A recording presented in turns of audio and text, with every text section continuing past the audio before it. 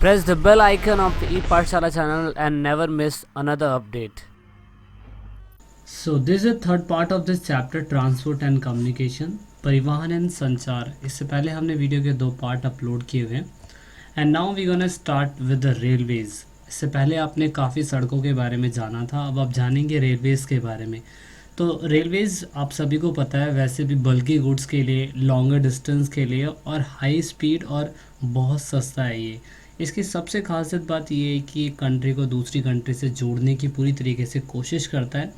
और अगर हम मोटा मोटा आंकड़ा लगा लें तो आपको लगभग ये दिखेगा पूरे वर्ल्ड के अंदर कि 13 लाख किलोमीटर तक का डिस्टेंस रेलवे ने कवर किया हुआ है, यानी कि 13 लाख किलोमीटर तक रेल मार्ग पूरे वर्ल्ड में बिछी हुई है।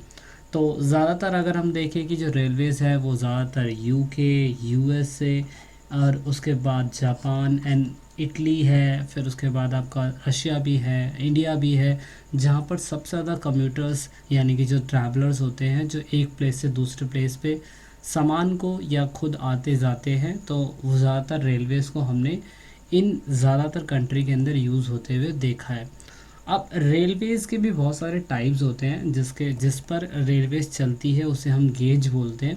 इसलिए रेलवे के टाइप्स को हम ऐसे पता कर सकते हैं। नैरो गेज है जो कम से कम 2 फुट उसके क्या कहते हैं आप देख सकते हैं, जिसमें सामान को लाया ले जा सकता है, वो ट्रेन होती है। हर टाइप की अलग अलग कंट्री के हिसाब से अलग अलग गेजेस का इस्तेमाल किया जाता है। गेज वही चीज़ है जिस पे रेलवेज चलती है, तो उसकी पटरी के बीच के डिस्टेंस को गेज कहा गया है। तो ये गेज यानी कि इसके बीच की गैपिंग कितनी है, कहीं पे 2 फुट है 6 इंच है, कहीं पे 3 फुट समथिंग है, देख कहीं पे 4 फुट समथिंग है, देन कहीं पे 5.6 इंच की है। स्टैंडर्ड गेज आप देख सकते हैं ये है, जिससे 1435 mm है। ठीक है, तो इस हिसाब से आप देख सकते हैं। अब यहाँ पे टाइप्स ऑफ गेज के अंदर स्टैंडर्ड गेज जो है रेलवेज लाइन के लिए ज़्यादातर इस्तेमाल किया जाता है। तो आप ये देखेंगे कि रेलवे जो है यूरोप की कंट्री के अंदर इसकी जो डेंसिटी है रेलवेज़ की वो ज़्यादातर कंट्री में यूरोप के अंदर ज़्यादा पाई जाती है। हालांकि और देशों के अंदर यानी कि मैं बोल सकता हूँ एशिया है, उसके बाद अफ्रीका है, और भी कॉन्टिनेंट है जहाँ पे रेलवेज़ इस्तेमाल होती हैं। लेकिन वर्ल्ड के अगर हिसाब से देखा जाए तो यूरोप के अंदर ज़्यादा डेंसिटी रेलवेज़ की है, यानी कि रेलवे की पटरियाँ ज़्यादा बिछी है या वहाँ पर ज़्यादातर इस्तेमाल होता है। क्यों ऐसा इसलिए कहा जा सकता है क्योंकि 13 लाख जो किलोमीटर रेलवेज बिछी हुई है उनमें से अकेले यूरोप के अंदर 4,40,000 वर्ग किलोमीटर पे हमने देखा है कि यहाँ पर रेलवेज बिछी हुई है। इसमें से बेल्जियम एक ऐसा स्टेट है जहाँ पर आप हर 1 किलोमीटर के डिस्टेंस पे देखेंगे कि 6.5 स्क्वायर किलोमीटर के एरिया के अंदर अंदर रेलवेज लाइन्स की डेंसिटी बहुत है। इसके हिसाब से आप ये समझ सकते हैं कि यहाँ पे इन ट्रांसपोर्ट को एज अ पब्लिकली इस्तेमाल किया जाता होगा, छोटी मोटी प्लेसेस पर आने जाने तक के लिए भी। अब रेलवेज़ लाइंस यहीं पे नहीं रुकी हैं, रेलवेज़ लाइंस का और डेवलपमेंट होता चला गया, और डेवलपमेंट होने की वजह से आज हम अंडरग्राउंड रेलवेज़ भी देखते हैं। अंडरग्राउंड रेलवेज़ पानी के अंदर से होती हुई गुजरती हैं, जिसका एक वन ऑफ ऐसा एग्ज़ाम्पल है जो लंदन से पेरिस को कनेक्ट करने की कोशिश करता है। ये लंदन से पेरिस से जो चीज़ें कनेक्ट होती है, बहुत सारी चीज़ें हैं जो बहुत ही शॉर्ट टर्म में हम लंदन से पेरिस में सामान को ला सकते हैं, जिसमें से पनीर है, मांस है, कॉटन है, बहुत सारी चीज़ें हैं जो लंदन यानी कि यूके से पेरिस के अंदर यानी कि फ्रांस के अंदर आता है।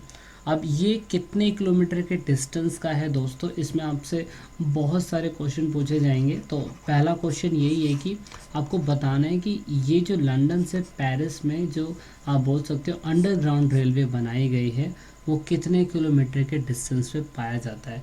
इसको ज़रूर कमेंट करके मुझे बताइएगा। ओके, सो अब हमें क्योंकि सारी डेंसिटी जाननी है कि अगर अकेले यूरोप के अंदर आपका डेंसिटी जो रेलवेज़ की वो ज़्यादा है तो और कंट्रियों के अंदर भी क्या रेलवेज़ इस्तेमाल होती है, तो बिल्कुल फैक्ट है।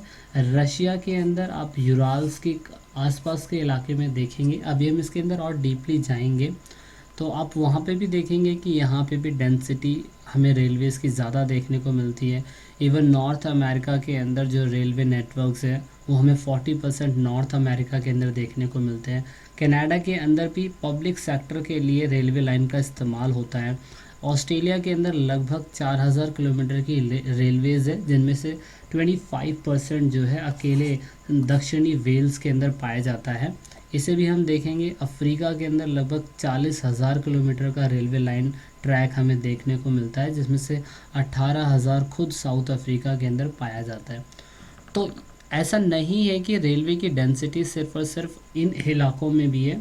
रेलवे की डेंसिटी हमारे भारत और एशिया के आसपास के इलाकों में भी पाई जाती है। आपको पता होगा अंग्रेज़ों ने अपने सामान को बहुत अच्छी तरीके से लाने ले जाने के लिए हमारी कंट्री के अंदर रेलवेज़ का निर्माण करना स्टार्ट करा। तो बहुत बड़ा बेनिफिट रहा हमें कि अंग्रेज़ों की वजह से हमें रेलवेज़ मिल पाई। तो इस वजह से एशिया के इलाकों में भी कहीं ना कहीं रेल नेटवर्क्स हमें देखने को मिलते हैं।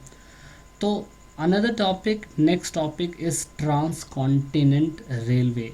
इसे कहते क्या हैं दोस्तों? हिंदी में अगर आप जाने इसको तो इसे पार महाद्वीप रेलवे बोला जाता है। इसके ट्रांसलेशन इसमें नहीं है, लेकिन बस मैं आपको बताना चाहता हूँ।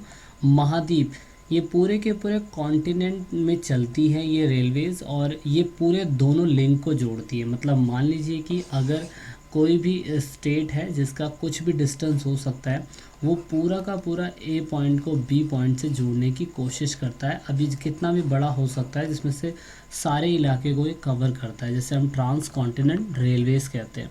ठीक है, अब ये इसलिए बनाया जाता है ताकि इकोनॉमिक और पॉलिटिकल कहीं ना कहीं यूज़ किया जा सके, या उसका बेनिफिट कंट्री को होगा। जिनमें से कुछ एग्जांपल है ट्रांस साइबेरियन रेलवेज़। ये बहुत ही ज़्यादा बड़ा, यानी कि मैं बहुत ही ज़्यादा बड़ा के सबसे लंबा रेलवे नेटवर्क कहूँगा इस दुनिया के अंदर, जो रशिया के अंदर पाया जाता है। जो आप ये देखेंगे कि सेंट पीटर्सबर्ग से ये स्टार्ट होता है और एंड में आपको यहाँ पे जाके मिलता है। तो इसका डिस्टेंस बहुत मैटर करता है हमारे लिए, और आप देखेंगे कि ये बहुत इम्पॉर्टेंट प्लेसेस को कवर करता चलता है। यूराल माउंटेन है ना, लेक बिकाल्स है, ऐसे बहुत से ऐसे इलाके हैं जहाँ से ये कनेक्ट होता हुआ चलता है। इसका डिस्टेंस आप देखेंगे तो 9332 किलोमीटर की इसकी लंबाई है। मतलब इंडिया का मैं बोल सकता हूँ कि अगर आप नॉर्थ से साउथ तक आएंगे तो उसका डबल ही हो गया लगभग ये, जिसमें अकेला इतना लंबा जो रेलवे नेटवर्क्स है वो बिछा रखा है इन लोगों ने।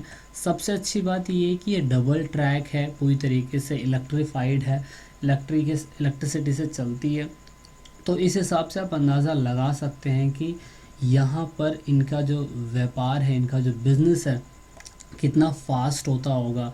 ये कैसे जो क्या कहते हैं आपके वेस्ट के मार्केट है उसे ईस्ट तक जोड़ने की कोशिश करता होगा, या ईस्ट के सामान को वेस्ट तक लाने ले जाने के लिए कितना सही तरीके से इस्तेमाल करता होगा। अभी आप देखेंगे हमारे इंडिया के अंदर कश्मीर से कोई सामान डायरेक्टली लास्ट में हमारे कन्याकुमारी तक पहुंचने में बहुत समय लगता है, लेकिन अकेला रशिया ने ऐसा एग्जांपल सेट करा है जिसका आप देख सकते हैं इतना लंबा किलोमीटर है। यानी कि ये पूरे जो कंट्री है उसको एक छोर से बिल्कुल एंड के छोर से बिल्कुल लास्ट के एंड तक जोड़ने की कोशिश करता है। Another example trans continent railway, trans Canadian railway ये कनाडा के अंदर आपको पाई जाएगी।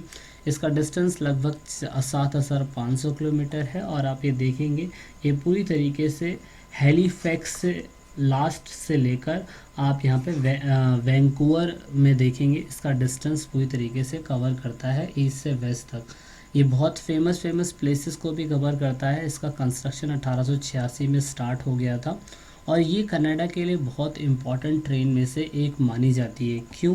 क्योंकि यहाँ पर ये गेहूँ और जो मांस होता है जिसे आप मीट बोलते हैं उसका एक्सपोर्ट करता है। नेक्स्ट है हमारा the union and Pacific railway, यानी कि संघ और प्रशांत रेलवे। ये न्यूयॉर्क और पूरी तरीके से सैन फ्रांसिस्को को जोड़ने की कोशिश करता है, और ये सबसे इम्पोर्टेंट अमेरिका के लिए इसलिए है कि यूनाइटेड स्टेट ऑफ अमेरिका के लिए सबसे लंबी आप मैं बोल सकता हूँ ये रेलवे नेटवर्क्स है। तो यहाँ पे बहुत इम्पॉर्टेंट प्लेसेस है, आप देख सकते हैं जिन को ये कवर करने की कोशिश करता है, यानी कि बिग सिटीज़ है जिन्हें ये कवर करता है। और ये इसलिए इम्पॉर्टेंट है क्योंकि ये आयरन ओर, ग्रेन, पेपर्स है ना, उसके बाद केमिकल मशीनरी चीज़ों को ये एक प्लेस से दूसरे प्लेस पे लाने की कोशिश करता है। अनदर एक क्वेश्चन आपके लिए ये है दोस्तों कि आपको ये फाइंड आउट करना है कि यूनियन एंड पैसिफिक रेलवेज का डिस्टेंस यानी कि कितने किलोमीटर में फैला हुआ है, आपको इसे कमेंट करना है। नेक्स्ट है ऑस्ट्रेलियन ट्रांस कॉन्टिनेंट रेलवे, जिसे आप बोलते हैं। अब ऑस्ट्रेलियन, ये ऑस्ट्रेलिया के अंदर चलती है, ऑस्ट्रेलिया कॉन्टिनेंट है उसके अंदर चलती है ये। अब इसका डिस्टेंस अगर आप देखेंगे तो ये पूरी तरीके से दक्षिण में और पूर्व में दोनों को एक हिस्से से दूसरे हिस्से में जोड़ने की कोशिश करता है। जैसे आप पार्थ देखेंगे और यहाँ पे आपको सिडनी दिखाई देगा, तो ये पूरी तरीके से इन कॉन्टिनेंट को जोड़ने की कोशिश करता है। और सबसे इम्पॉर्टेंट चीज़, ये पूरी तरीके से ब्रोक हिल पोर्ट्स है, ऑगस्टक है, वहाँ से निकलता है ये, और ये इंपॉर्टेंट प्लेसेस है जिन्हें कनेक्ट करता है, ठीक है। और इसका क्वेश्चन ये है कि इसका भी डिस्टेंस बुक में नहीं दिया हुआ है कि कितने किलोमीटर का है। तो आपसे 3-4 क्वेश्चन इसी के अंदर कवर हो गए हैं, क्योंकि पेपर में तो क्वेश्चन कहीं से ही पूछ सकते हैं।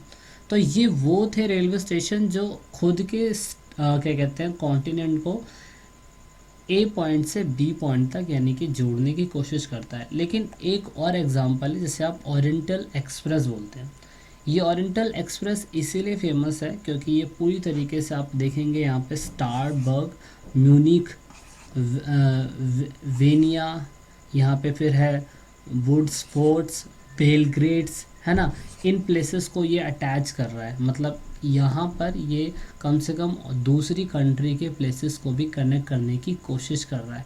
ये पेरिस, आप देखेंगे पेरिस लास्ट फ्रांस के अंदर है, और यहाँ पे इस्तांबुल, यहाँ तक के स्टेट्स को, दूसरी कंट्री के स्टेट्स को कवर करने की कोशिश करता है। तो इस हिसाब से ये बहुत इम्पॉर्टेंट है। क्यों?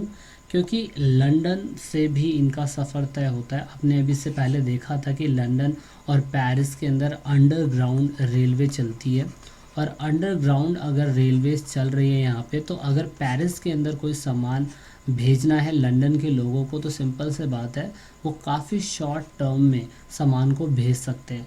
लेकिन अगर लंदन से डायरेक्टली इस्तांबुल में कोई सामान भेजना है, तो इस ओरिएंटल एक्सप्रेस की वजह से वो सामान को बहुत आसानी से और बहुत शॉर्ट टर्म में भेज सकते हैं। रैदर देन अगर वो शिप से कोई सामान को भेजेंगे तो उन्हें यहाँ से क्रॉस करते करते करते करते इस्तांबुल में आने में कम से कम 10 दिन का समय लग जाता है। लेकिन अगर वो ट्रेन के थ्रू अगर जाते हैं तो उन्हें सिर्फ और सिर्फ 96 आवर लगेंगे, जिससे वो सामान को बहुत आसानी से भेज सकता है। आप सोचिए कि अगर इस्तांबुल से और आगे कोई रेलवे नेटवर्क बिछ जाए तो लंदन से किसी भी सामान को आने के लिए एशिया में ज़्यादा समय नहीं लगेगा। तो इसी वजह से पनीर है, बेकन्स है, ओट्स है, फ्रूट्स है, मशीनरी चीज़ें हैं, है ना, बहुत आयरन ओर्क है, बहुत ऐसी सारी चीज़ें हैं जिन्हें हमें बहुत लंबे डिस्टेंस से कवर करके लाना पड़ता है। तो अगर हम क्या कहते हैं इस्तांबुल से और रेलवे नेटवर्क बिछाने की कोशिश करें तो सिंपल सी बात है, सामान हमारे पास और इजी तरीके से और बहुत जल्दी आएगा। जिसमें से ईरान है, पाकिस्तान है, भारत, बांग्लादेश, म्यांमार, बैंकॉक, ऐसे बहुत से कंट्री है जो इस्तांबुल से जुड़ने की कोशिश कर रही है और बताने की कोशिश कर रही है कि वो रेलवे लाइंस इसके आगे बिछाने की कोशिश करें। तो इस वीडियो के अंदर हमने पूरी तरीके से कवर किया है रेलवेज़ के बारे में, यानी कि क्योंकि ट्रांसपोर्ट एंड कम्युनिकेशन चैप्टर है। अब हम बात करेंगे जल के बारे में, ठीक है, वाटर ट्रांसपोर्ट के बारे में, जो आपको नेक्स्ट वीडियो के अंदर मिलेगा। So this is it in this part. तो लास्ट में दोस्तों, अगर आप वीडियो को देख रहे हैं और ई पाठशाला चैनल के आप सब्सक्राइबर हैं या नए सब्सक्राइबर हैं, तो ई पाठशाला की टीम से आप सभी को यही रिक्वेस्ट है कि आप इन सभी वीडियो को अपने दोस्तों के साथ शेयर ज़रूर करें, और कोशिश करें कि आप दूसरों को शेयर करवाने के लिए बोलें, क्योंकि आप जितना वीडियो को शेयर करेंगे उतना ही हम और लोगों की मदद कर पाएंगे। क्योंकि पढ़ेगा इंडिया जब भी बढ़ेगा इंडिया। तो वीडियो के लास्ट में वीडियो को एंड तक देखने के लिए, चैनल को सपोर्ट करने के लिए बहुत बहुत धन्यवाद। जय हिंद, जय भारत।